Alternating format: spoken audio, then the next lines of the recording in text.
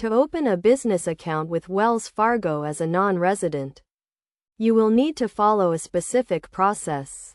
First, ensure your business is eligible for a Wells Fargo account, as certain types of businesses may not be accepted.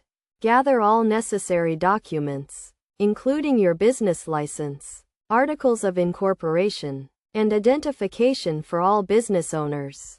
You will also need to provide documentation that proves your business address, such as a utility bill or lease agreement. Next, contact Wells Fargo to schedule an appointment at a branch that accepts international business accounts. Not all branches offer this service, so it is essential to call ahead and confirm.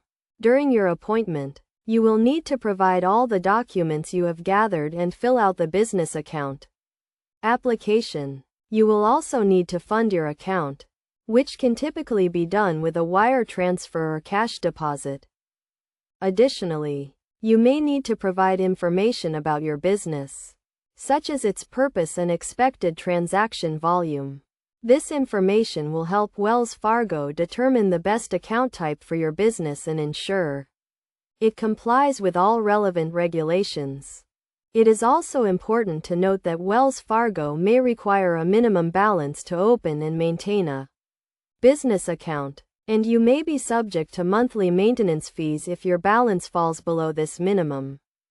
After your application is approved, you will receive your account information and any necessary documents, such as checks or a debit card. You can then use your account to manage your business finances and take advantage of Wells Fargo's various business banking services. Throughout the process, it is crucial to be patient and prepared, as opening a business account as a non-resident can be complex and time-consuming.